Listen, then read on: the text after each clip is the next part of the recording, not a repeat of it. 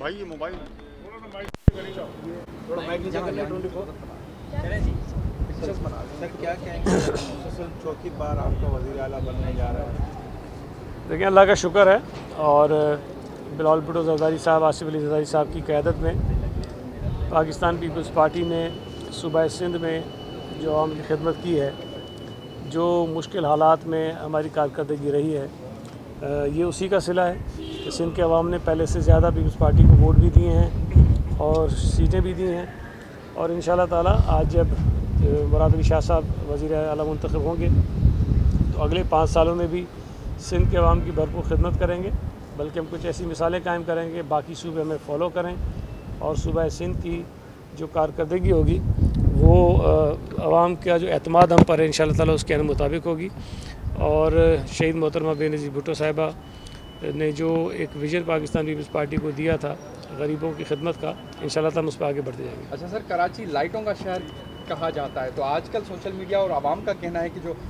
डकैतों का शहर बन चुका है। कल हमारे सहाफ़ी की भी एक मोबाइल फ़ोन आजिज़ जमाली साहब का मोबाइल फ़ोन छिन गया, वो बीच चौराहे से।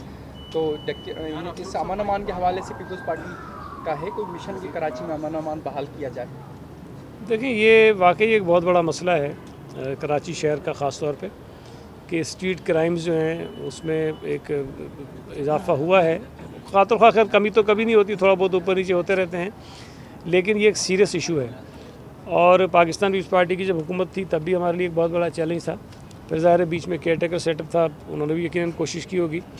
लेकिन ये परेशानी का सबब सबके लिए है, इसलिए कि इससे जो लोग मुतासर होते हैं उनकी तादाद भी बहुत ज़्यादा होती है और वो आम शहरी होते हैं जिनके वसाइल वैसे ही बहुत कम होते हैं और वो एक तो माली तौर पर उनको नुकसान होता है और ज़हनी तौर पर वो बड़ी अज़ियत का शिकार होते हैं। हम हुकूमत में जैसे ही आएंगे इंशाअल्लाह ताला चंद दिनों बाद हमारी पहली तरजीह होगी कि स्ट्रीट क्राइम्स में ख़ातर ख्वाह कमी के लिए कुछ भरपूर इक़दाम किए जाएँ। मैं ये तो नहीं कह सकता कि स्ट्रीट क्राइम्स बिल्कुल ख़त्म हो जाएंगे, इसलिए कि दुनिया भर के जितने बड़े शहर हैं उनके अपने मसाइल हैं और उन मसाइल में ये स्ट्रीट क्राइम सबके लिए बड़ा चैलेंज रहता है। कराची भी दुनिया के बड़े शहरों में से एक शहर है, यहाँ भी एक बहुत बड़ा मसला है, लेकिन अल्लाह ने चाहा तो इंशाअल्लाह ताला हम कोशिश करेंगे कि इसमें ख़ातर ख्वाह कमी लेकर आएँ। सर सदर मुमलिकत जो है दस्तखत नहीं कर रहे हैं, ना इनकार कर रहे हैं, ना दस्तखत कर रहे हैं, क्या? देखिए ये मैं समझता हूँ कि बहुत एक गलत रवायत है कि सदर मुमलिकत के ओहदे पर बैठा हुआ एक शख्स जो है वो अपने आप को किसी जमात के कारकुन के तौर पर पेश करता है और उसका जो किरदार होता है वो हमेशा मुतनाज़ा रहा है। लेकिन ये बात भी आइन में वाज़ेह तौर पर दर्ज है कि अगर उन्होंने इजलास नहीं भी बुलाया तो 29 फरवरी तक जो डेडलाइन है उसमें आइन इजाज़त देता है, स्पीकर ख़ुद इजलास तलब कर सकते हैं, तो वो इजलास बहरहाल हो जाएगा। लेकिन मैं ये समझता हूँ कि ये बहुत अच्छा होता कि अगर सदर मुमलिकत अपने आप को मुतनाज़ा इसमें ना बनाते और वो इजलास बुला लेते।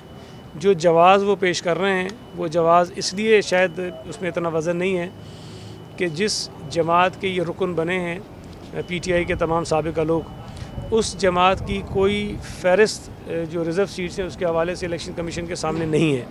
अब जब फ़हरिस्त नहीं थी तो इसका मतलब ये है कि उनके लोगों के नॉमिनेशन पेपर्स भी फ़ाइल नहीं हुए होंगे। अब अगर कोई जमात फ़हरिस्त दे भी देती है लेकिन उस फ़हरिस्त में जो नाम दर्ज हैं उनके नॉमिनेशन पेपर्स इलेक्शन कमीशन के पास नहीं है तो इलेक्शन कमीशन कैसे उनको नशिस्तें दे सकता है? तो ये एक बड़ा कॉम्प्लिकेटेड इशू है, लेकिन इस इशू को बुनियाद बनाकर सदर पाकिस्तान की जानिब से कौमी असम्बली का इजलास ना बुलाना बहुत ही अफसोसनाक है। Thank you. अच्छा सर, तो बचपन से जब से फील्ड में सुना है कि और कानून भी है, ये आइन भी है कि गवर्नर का जो होता है आइनी है, मगर मौजूदा जो गवर्नर है वो मुख्त जिस तरह से उसके जो रब्ता कमेटी उसके इजलास में भी शरीक होते हैं और एक कोऑर्डिनेशन कमेटी बनी है सियासी मामला को तय करने के लिए, उसमें भी वो रुकन है। गवर्नर के इस किरदार को क्या कहेंगे इस पर? देखिए उसूली तौर पर तो जो बात आप कह रहे हैं वो इसी तरह होनी चाहिए कि गवर्नर, सदर पाकिस्तान और भी स्पीकर्स भी जो होते हैं उनका जो किरदार है वो एक गैर जानिबदाराना होना चाहिए